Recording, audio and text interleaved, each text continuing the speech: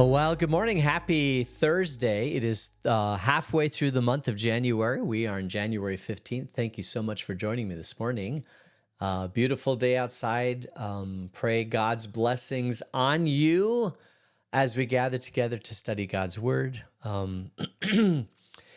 We are going to continue to do this until we get to Lent.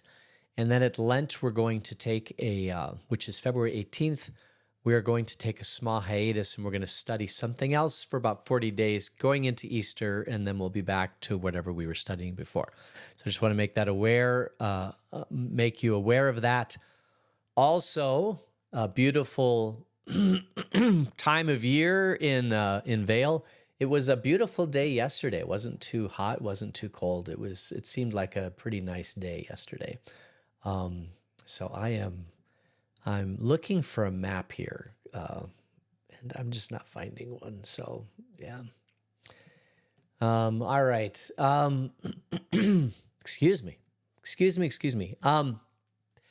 Today we have no birthdays, and believe it or not, we don't have any birthdays over the weekend.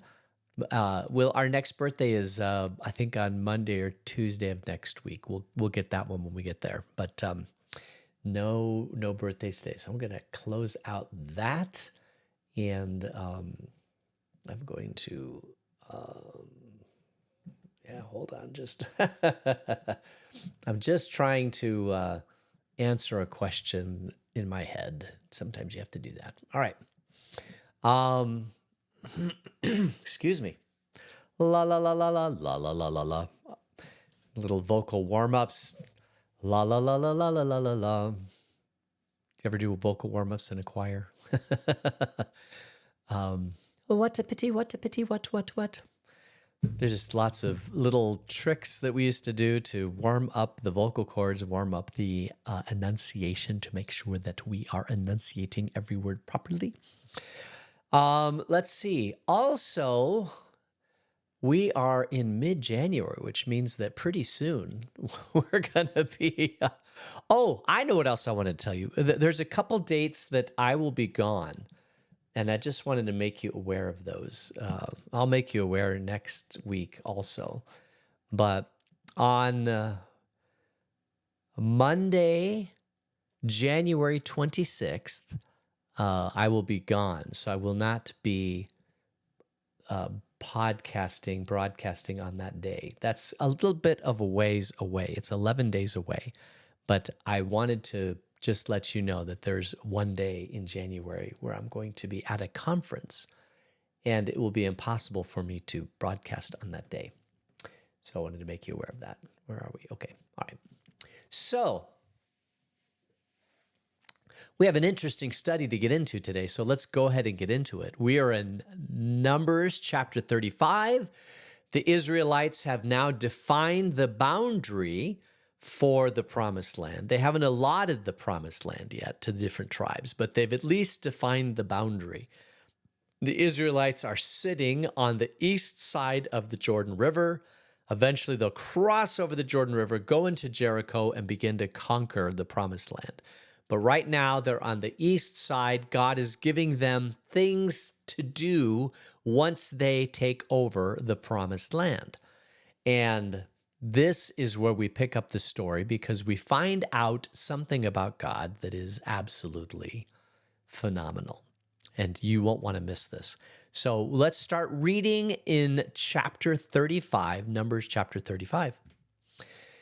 On the plains of Moab by the Jordan across from Jericho, the Lord said to Moses, "Command the Israelites to give the Levites towns to live in from the inheritance the Israelites will possess, and give them pasture lands around the towns. Then they will have towns to live in and pasture lands for the cattle they own and all their other animals. The pasture lands around the towns that you give the Levites will extend 1,000 cubits from the town wall. Outside the town, measure 2,000 cubits on the east side, 2,000 on the south side, 2,000 on the west, and 2,000 on the north, with the town in the center. They will have this area as pasture land for the towns. So these towns obviously have to have pasture lands so that you can grow something or put the sheep out to pasture. The wall will extend 1,000 cubits, and a cubit is a foot and a half. It's basically the distance from your fingertips to your elbow. So it's a foot and a half cubits, and there's 1,000 of those. We're talking about 1,500 cubits, so it's just a hair over a quarter mile. So the towns that the Levites get is a quarter mile. And then extending beyond that is 2,000 cubits, which is a little bit over a half a mile. And that will be their location. That will belong to them. Now, what's interesting is that they don't have an army. Levites do not have an army. They are there to serve the Israelites and be priests to Yahweh. But they get their own little village, their own little town in the middle of various tribes of Israel. It kind of reminds me a little bit about Vatican City, where the Vatican exists in Rome, and yet they don't have an army that goes and fights. It's the Romans that protect the Vatican. And when you think about it, that's just an interesting arrangement.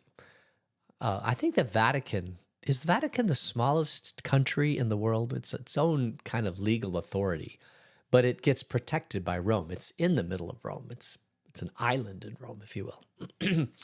And it kind of reminds me the same thing of what these are. These are like little islands that will be in the tribes.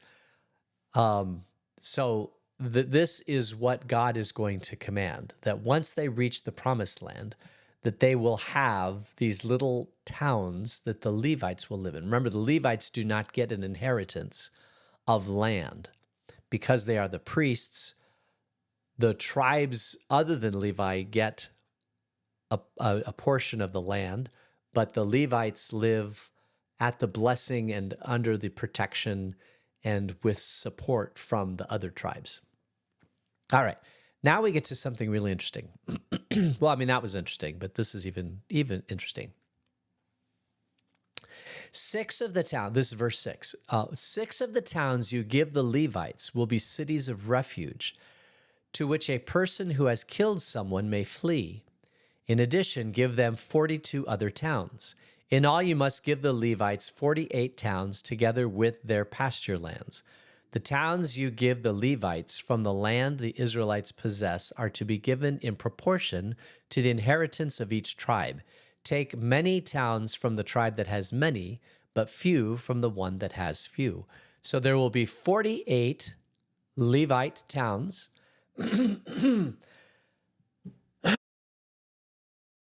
And each of these towns will be scattered throughout the other remaining tribes of Israel. And if it's a tribe that has a large population, there might be more towns. If it's a tribe that has a smaller population, there might be smaller towns. But there will be 48 towns. And of the 48 towns, 6 of them will be towns of refuge, or cities of refuge. A city and a town is pretty much the same thing.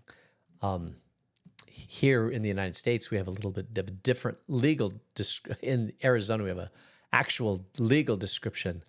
A town doesn't have a charter. A city does have a charter. A city has a little bit more sovereignty than a town in the state of Arizona. But that has nothing to do with Israel. They call them cities. All right, verse 9. Then the Lord said to Moses, "Speak to the Israelites and say to them, when you cross the Jordan into Canaan, select some towns to be your cities of refuge, to which a person who has killed someone accidentally may flee. They will be a place of refuge from the avenger, so that anyone accused of murder may not die before they stand trial before the assembly. These 6 towns you give will be your cities of refuge. Give 3 on this side of the Jordan and 3 in Canaan as cities of refuge. These 6 towns will be a place of refuge for Israelites and for foreigners residing among you, so that anyone who has killed another accidentally can flee there. So of these towns, 3 on one side of the Jordan, 3 on the other side of the Jordan, and they're not like both along the Jordan. They're spread out in that area, west and east of the Jordan. And hopefully you'll be close enough to a city of refuge that if you're accused of accidentally killing somebody, you can run to that place of refuge, get into the town, and this will be a place of refuge for you. And we'll find out why later. All right, verse 16. If someone strikes someone a fatal blow with an iron object, that person is a murderer. The murderer is to be put to death. Or if anyone is holding a stone and strikes someone with a fatal blow, the person is a murderer. The murderer is to be put to death. Or if anyone is holding a wooden object and strikes someone a fatal blow with it, that person is a murderer. The murderer is to be put to death. The avenger of blood shall put the murderer to death. When the avenger comes upon the murderer, the avenger shall put the murderer to death. If anyone with malice aforethought shoves another or throws something at them intentionally so that they die, or if out of enmity one person hits another with their fist so that the other dies, that person is to be put to death. That person is a murderer. The avenger of blood shall put the murderer to death when they meet. So this is what we would call premeditated first-degree murder, I think. This is where you take an object. In this case, it's an iron, stone, wood, something that's hard and heavy that you actually go to somebody and kill them. If you do that, then the family of the person that you killed, one of them will be the avenger, and they will come and seek you out, and they have legal protection to kill you. And if you have an object in your hand when you kill somebody, that is evidence enough that you are doing premeditated murder. This isn't like accidentally falling on somebody or, accidentally, it just happened. Sometimes an action that you have will cause somebody else to die. And if it's intentional, there's likely that you're going to have an object in your hand, or there's going to be intentionality in you pushing that person. But if you don't have intentionality of pushing, if the object wasn't in your hand, then it's accidental. And this is the foundation of the legal system here in the United States. We have first, second, third degree murder, and we have manslaughter. Manslaughter is basically somebody died, most likely because of somebody else, but it was an accident. And there was no premeditation. It just happened. And we even have punishment for manslaughter here in the United States, but we don't put people to death for manslaughter. We only do it when it's premeditated and the person intentionally kills another person. Intention is an important part of this whole equation. And there's an avenger. Here in the United States, it's the state that would put somebody to death. Back in the Old Testament, it would be somebody from a relative or somebody close to that person that has the authorization to go and kill the other person. And there's no stated way as to how that person's to die. So it could be a stone on the head, or it could be brutal. I mean, you have no idea. I mean, it's not here. All right. Verse 22. But if without enmity someone suddenly pushes another or throws something at them unintentionally, or without seeing them drops on them a stone heavy enough to kill them, and they die, then since that other person was not an enemy and no harm was intended, the assembly must judge between the accused and the avenger of blood according to these regulations. The assembly must protect the one accused of murder from the avenger of blood and send the accused back to the city of refuge to which they fled. The accused must stay there until the death of the high priest who is anointed with the holy oil. So this this is so fair and it's so loving and it's so logical and it's the basis of our legal system here in the United States. It's the basis of all Western culture. If it's an accident, that person should not be put to death. The assembly, so it's the community, it's the state, it's the city, it's the town, it's a judge, it's a magistrate, it's a people. They're the ones that decide guilt or innocence in one of these situations. You have a dead body, and that dead body happened because this person was nearby and there was something that happened. And now the assembly will listen to the testimony of all the witnesses that saw this act, if there are any, and they will judge the guilt or innocence of the person. And I just love this. This is a very, very, well, I was going to say it's a very fair way to do this. But the fact is that there are cultures where this may not be the case. If you live in a tribe, let's say in Amazon at some point in time, it's a very isolated tribe, and another person comes in and even accidentally kills a person of their tribe, they will go and hunt down this person and kill them. A blood for blood, death for death, eye for eye. This is the natural response of a tightly knit community, that they would do this. It's by God's grace and by God's design that there is this pause and reflection to find out the intent. Because God is more interested in the heart. God is always more interested in the heart than he is in the actual things that are happening in the world. That's why David said, "Create in me a clean heart, O God, and renew a right spirit within me." For God, intention is very, very, very important. Whereas in the world, outcome is very, very important. It is only God that looks in the heart and judges the heart. People can't, it's hard for people to look in a person's heart and judge. They can try to develop the truth. What's your heart? Was your heart in this murder or not? But only God knows the truth. All right. I'm a little congested today. I noticed that. Verse 26. Verse 26. But if the accused ever goes outside the limits of the city of refuge to which they fled, and the avenger of blood finds them outside the city, the avenger of blood may kill the accused without being guilty of murder. The accused must stay in the city of refuge until the death of the high priest. Only after the death of the high priest may they return to their own property. So, if you are in the city of refuge and you're living there because of a manslaughter charge and you want to come outside the city of refuge, the accused is allowed to go. If you're outside the city limits, they can kill you. But after the death of the high priest, after a period of time, maybe 30 or 40 years, if you're still alive, then you can come out and rejoin society. You can go back and see your family. The family can always come and see you, but it's hard for them to do that because they've got their own lives.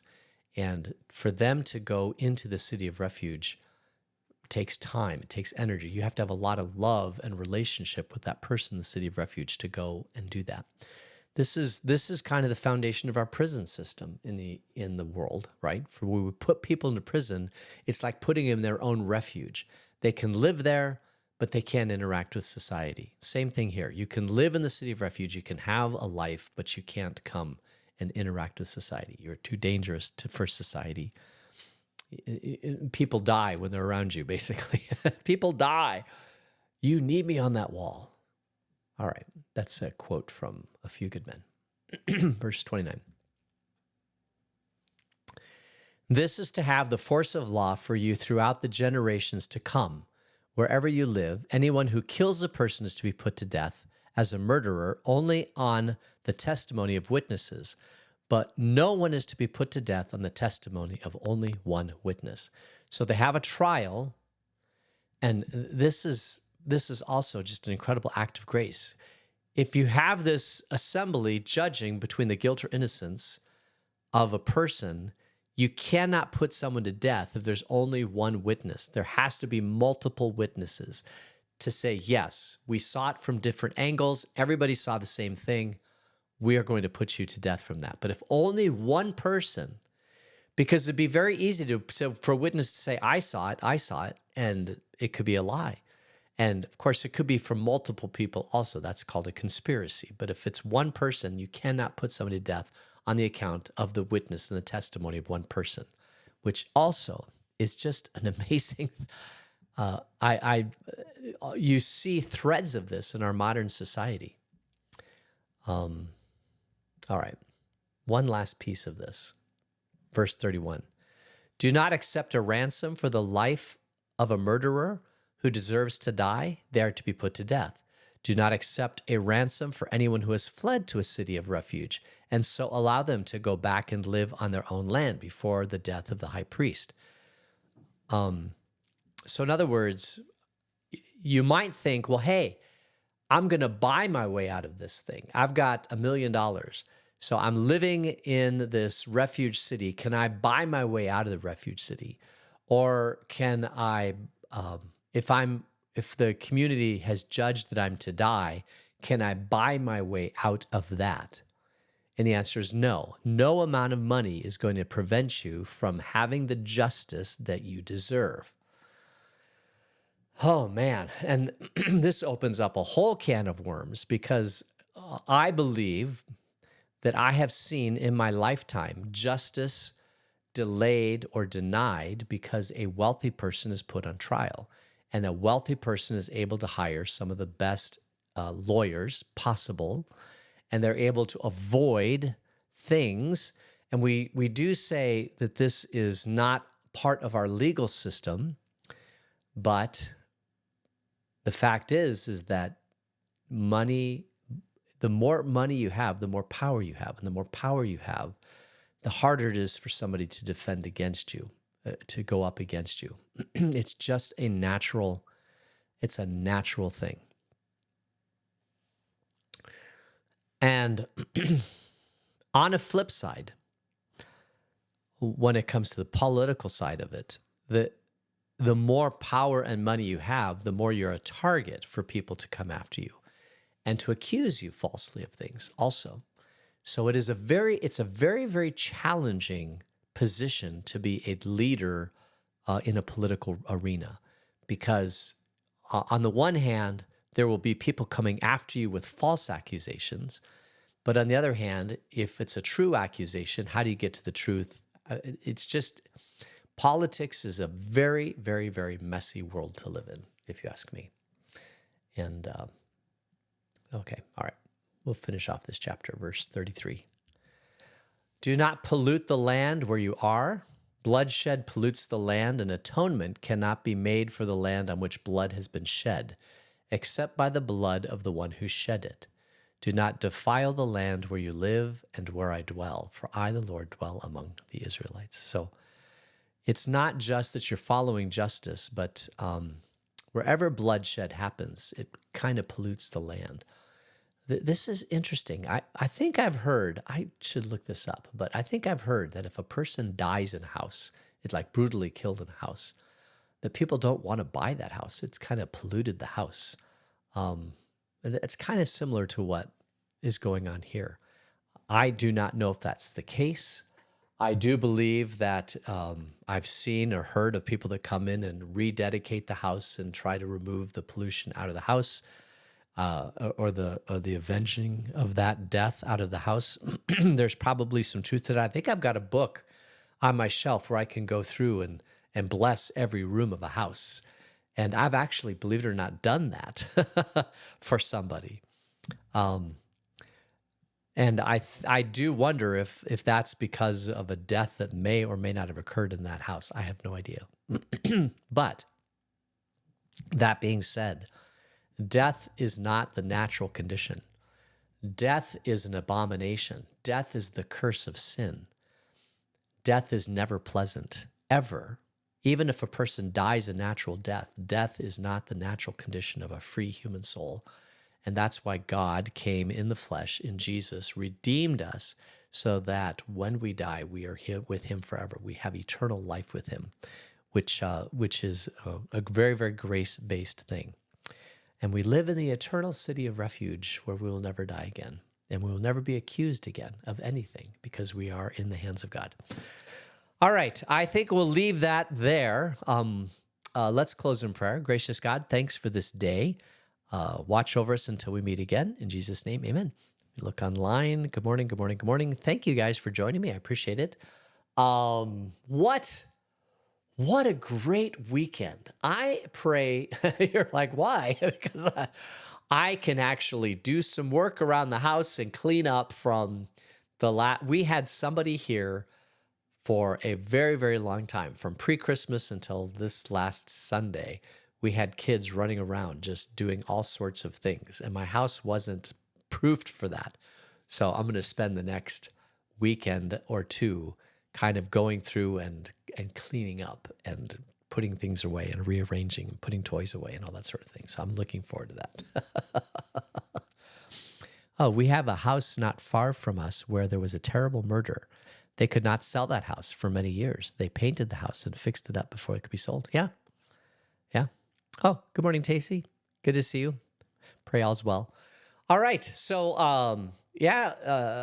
I've heard that. But I don't have any firsthand experience in that. So that's good firsthand testimony on that. So I appreciate that. Hey, hope you all have a great weekend, and we will be back together next week. I think next week we'll finish Numbers, and that's a really exciting thing. So stay tuned, have a great weekend, and we'll see you later. Take care. Bye.